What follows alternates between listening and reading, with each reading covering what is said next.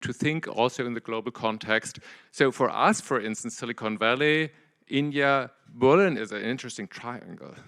So, and we have strategically, we have really to focus on these corporations. And in this sense, I'm very, very curious about today's India Day. And I'm very happy that we have so many strong partners, including NPACT for the first part, including the German Asia Pacific Business Association, OEV, for I think the second or third part. The third part, and thank you, and GINSEP, the German-India Startup Exchange Program for the second part, so with the Bundesverband Deutscher Startups. So strong partners who have really tradition and cooperation with India, and I'm very looking forward to having strong corporations, good networks, good cooperation at the end of the day, and a good follow-up for the next weeks and months, and hopefully next year we will have more Indians sitting here in the audience in Berlin during the summit, and maybe also more online, of course, but with better possibilities to connect here physically in Berlin in these rooms. And in this sense, I wish you a good and lucky event, and thank you very much for your interest. Thank you.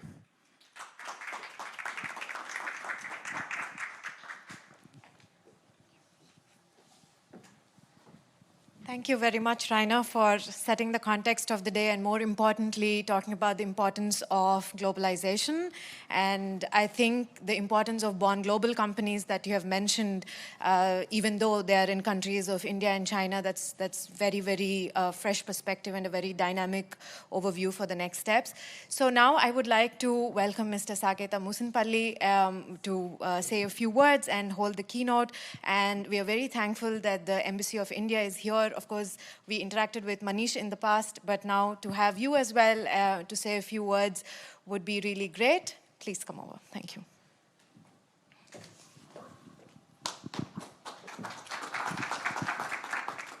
So a very good morning to everyone here. At the outset, I would like to thank GINSEP, NPACT, Asia Berlin, the Berlin Senat for organizing this wonderful summit.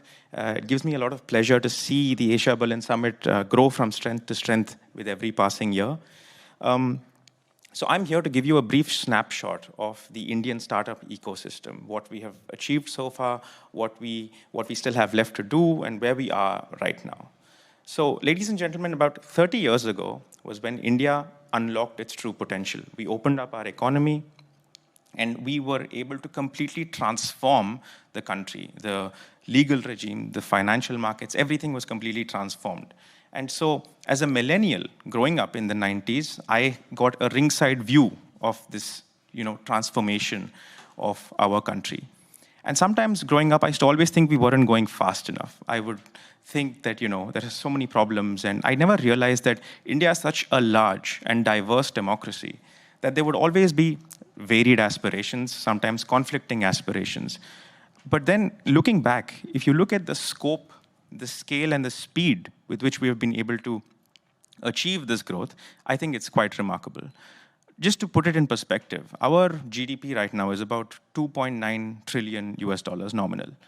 It took us 60 years to reach our 1 trillion mark. It took us 12 years to reach the 2nd trillion mark. And now we stand at the cusp of the 3rd million. And that's notwithstanding the pandemic and the global economic crisis and so on. So you see, there are many reasons why I am extremely optimistic about India. I'm not going to go into all of them, but I would like to highlight 3 reasons. Number 1, stable and sustained growth. India has always been able to achieve an average of 7% over the last, if you do look at the last 20 years. We have been one of the fastest growing major economies in the world, and we are looking optimistically towards 2021, 22, 23 going forward. Number 2, reform-oriented government. You see, in India, it seemed like everyone knew where the problems were and what needed to be done. But somehow, there was a government which was just not willing to do it.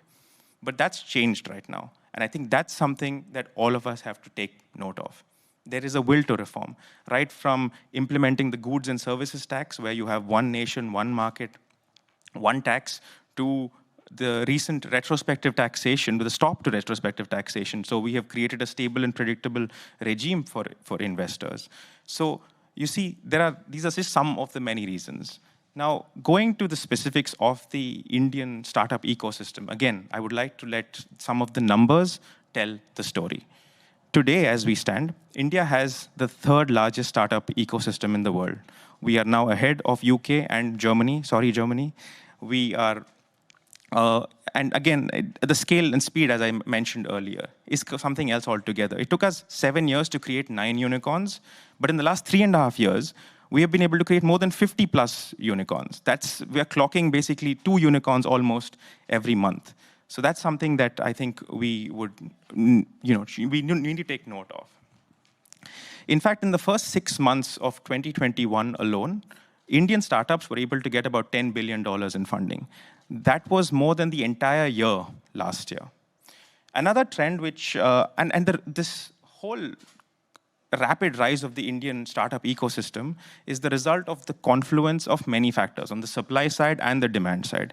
As Mr. Raina pointed out earlier, there is the demand side. We have a huge market. We have a huge consumer base. We have millions of people logging onto the internet every day, buying smartphones. And we also have a rapidly growing middle class. In fact, by some estimates, by 2030, 80% of our households are going to be in the middle class. So I think this is a lot of potential. But interestingly enough, on the supply side, there's some interesting trends as well. There's been a remarkable flow of capital and talent back into India. Again, as someone growing up, we used to always have these fears of a brain drain, where the best and brightest of the country would always go abroad to find a better future. But if you look at some of the profiles of our best startups right now, all the founders come from premier Indian educational institutes, the IITs, the IIMs. They've probably left lucrative opportunities elsewhere to come and take that big bet on India. So now we see brain drain turning on its head. It's not just that India retains talent. Now we are attracting talent attracting the best of the talent in the world. Now, finally, I would also like to say that a pivotal role in this entire startup boom has been played by the government. We created an enabling ecosystem where startups can talk to the government takes feedback seriously, and then comes up with changes. One example of this approach is the Startup India initiative. That's our flagship government initiative for startups, but it's not just one single program or one single scheme. It is a completely multi-pronged approach, from tax incentives to startups to helping them participate in public procurement, all the way to helping startups reduce compliance burdens. Now they can self-certify for many environment and labor standards. So you see, this is a government that takes feedback and it listens. One more example of what I mean by taking feedback is, we've had about 48 regulatory changes in the last few years, all geared towards startups, all after we took feedback. Similarly, we have 11 international bridges with many countries, from Israel to Sweden, Japan, and so on.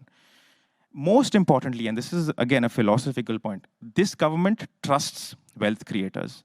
Now, as someone who studied to get into the government, I have obviously gone through a lot of government documents, papers, reports in 2014-15, and you would read about reforms, liberalization, but you would never read the word privatization or private to the extent, because it was a politically taboo subject. That has now completely changed, and I think it has changed for the better. Another trend that I also want to sort of highlight is the democratization of the startup ecosystem in India. It's not just that startup founders now come from Bombay or New Delhi. You see startup founders coming from tier 2, tier 3 cities, far-flung corners of India. And you also see the participation of women. That's also another very encouraging trend. And most importantly, a lot of these startups which have become household names in India, just for example, Pepper Fry or Zomato, etc., their target audience is not the elite living in Bombay and Delhi. It's pretty much every Indian. And why is this a good thing? Because I think we are building a startup system for Indians, and it's by Indians. And so I think that's another thing that we should take note of. The best example of this startup system for India, by India, was also during the horrific second wave of the pandemic, where startups really worked together with state and local governments, and we had some really interesting initiatives. We had the use of drones to help with large-scale sanitization. We had indigenous ventilators. We had large-scale home testing kits. And all this for a country which barely even produced PPEs just 2 years before. So that's why I'm extremely bullish about India. And I'm making this pitch to all of you today from Berlin. And where better? Because Berlin, as all of you know, and I agree as well, it's the startup capital or startup hub of Germany. And India and Germany have always had an exceptionally strategic partnership, close partnership with economic types forming a major pillar. But what's very important to realize here is that Indian companies and German companies now are increasingly realizing the importance of exploring international markets, of identifying strengths, of opportunities outside of their comfort zone. And so when you see organizations like GINSEP and Invest India playing this active role, I think it's a real credit to them for supporting and collaborating ties going forward. Going now, as I conclude, I just want to give you 2 more initiatives that I would urge all of you to look up. One is the Startup India Showcase. Now, this is a bespoke platform of the government where more than 134 startups have been rigorously screened, and they come from various sectors. You can please check them out if you're interested. I'm here, please reach out to me. We also have the Startup India Seed Fund Scheme with a layout of $125 million. So for all the startup founders out there who might need financial assistance, who might need market entry, market support, market surveys, or any other kinds of assistance, please reach out to us. We are planning to help about 3,600 entrepreneurs through more than 300 incubators in the next 4 years. So in conclusion, what I'm trying to say now is India means business. So if you are a German startup and you have an idea or a product that fits our priorities, then please reach out to us. If you are a German investor and you want to invest in a potential high-growth startup, please reach out to us. And for everyone else, please reach out to us anyway. We're obviously happy to take feedback, and we would love to hear from you. Thank you so much, and I'm looking forward to some real ahead-of-the-curve discussions as we go ahead.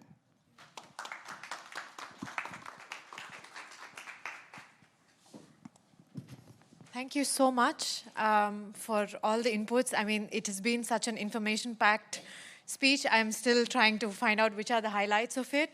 But just to mention, yes, Startup India has been a very close collaborator of Asia Berlin and the other initiatives, and also the other startups that you have mentioned about Indian startups working together and supporting the pandemic. I think one of the startups, Drona Maps, was also very integral, and they were also participant in one of our previous FEBI programs, also in collaboration with Asia Berlin. So very, very happy to see the ties reinforced once again.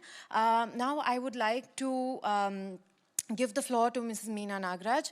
Unfortunately, she isn't here, but there's a clip from her which would be played now, and also to the audience umbrella. So please keep listening in, put in your comments, and we are very happy to engage. Thank you so much. Will it go now? Yeah, great.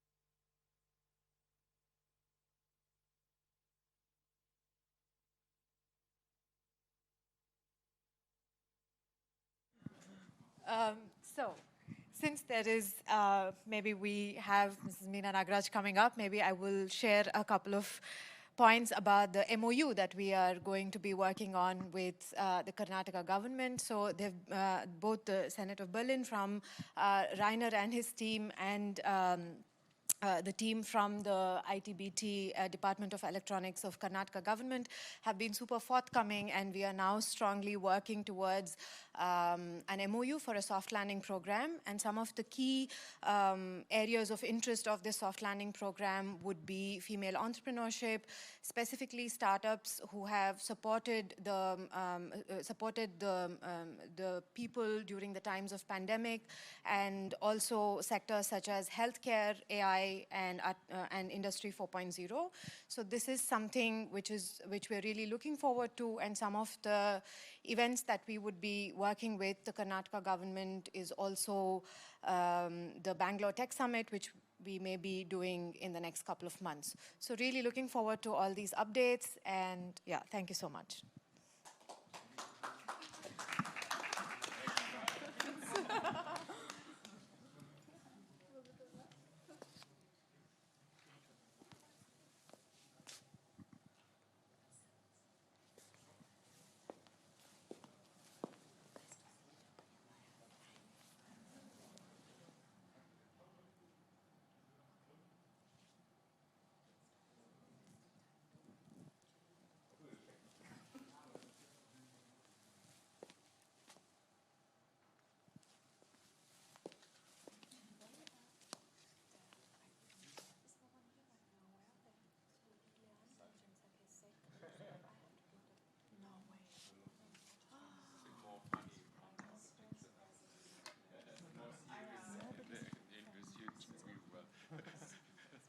Now you should just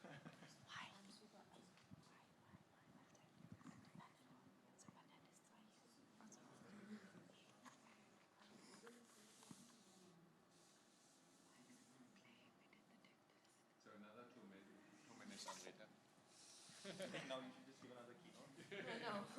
Or make a Q&A. Yeah, maybe that's a good idea. So the audience, if you have any questions to the speakers, please feel free. Or we could network, because on the tool, I think it will anyway be, the questions will be popping out at this point. So.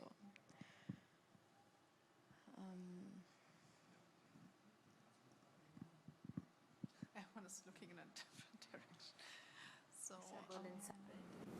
Namaskara and greeting to all the members part of the Asia Berlin Summit. I am Meena Nagaraj, Director, Department of Electronics, Information Technology and Biotechnology of Government of Karnataka. I would firstly like to thank the Asia Berlin team for giving me this opportunity to speak a few words on transforming landscape of India as a global innovation partner. I represent the startup capital and the city of Bengaluru, the innovation gateway of the fastest growing large economy in the world, India. State of Karnataka has developed a very innovative character over the past few years, and it continues to grow. The city has reoriented its focus from science and technology from the 1970s to the 1980s to IT-enabled services and business process outsourcing in the 1990s and 2000s to startups, innovation, and deep tech over the last 10 years. These pivots have enabled Bengaluru to remain as the most attractive place for talent and companies.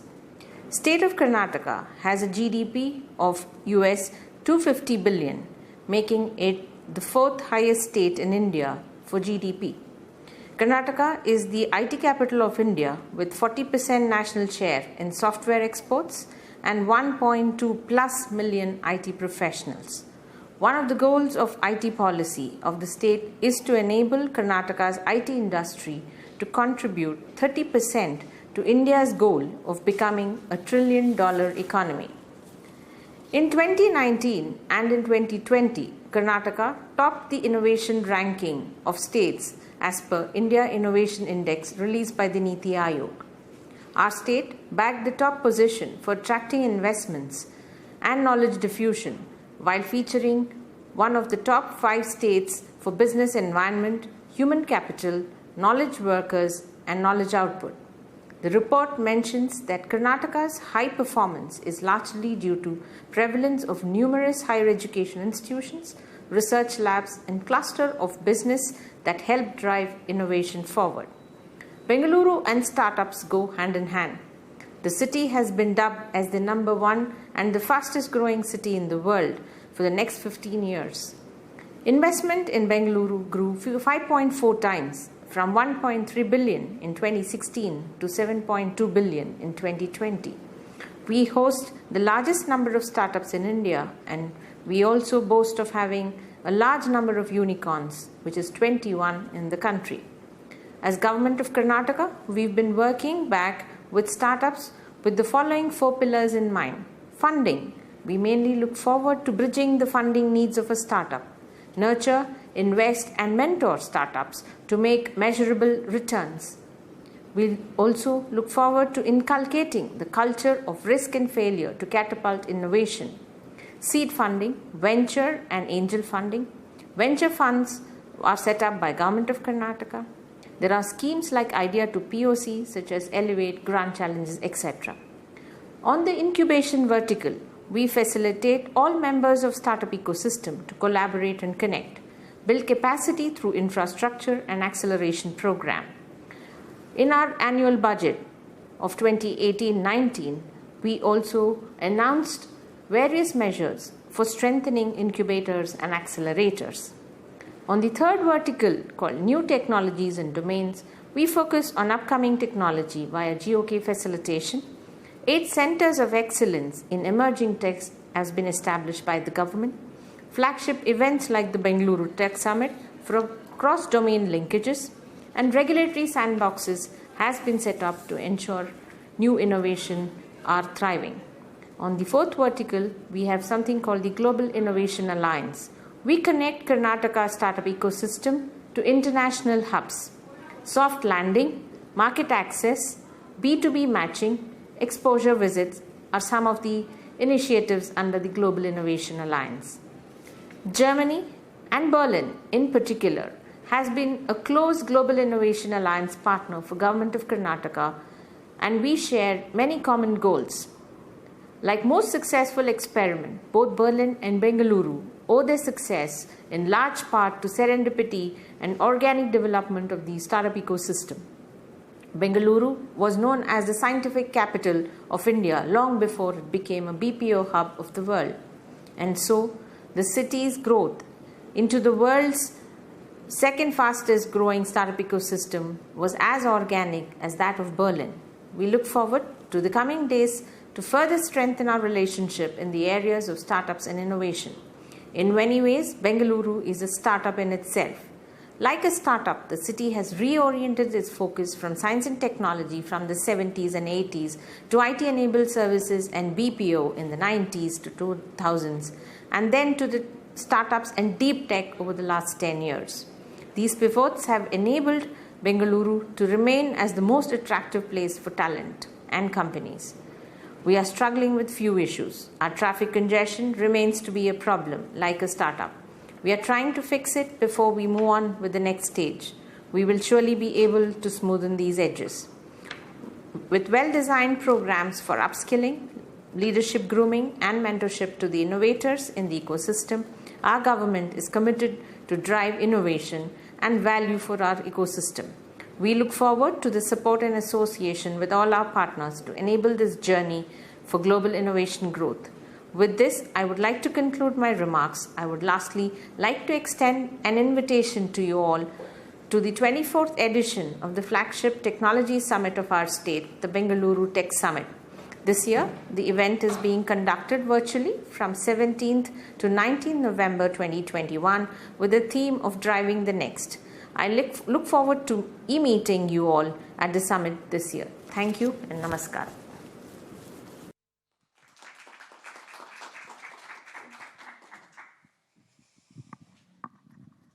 Thank you very much. And in a few minutes, we'll have the panel by Asia Berlin and NPACT. Jan, who is here, will be the moderator. We also have Jeet, who is, yes, he's here, who will be one of the speakers, and then another counterpart, Juliana, who was here, but not now. And we will kick off this panel. We'll have 2 other colleagues joining in online. Really looking forward to this discussion. Please grab a quick coffee and come back because it's just in 10 minutes. Thank you.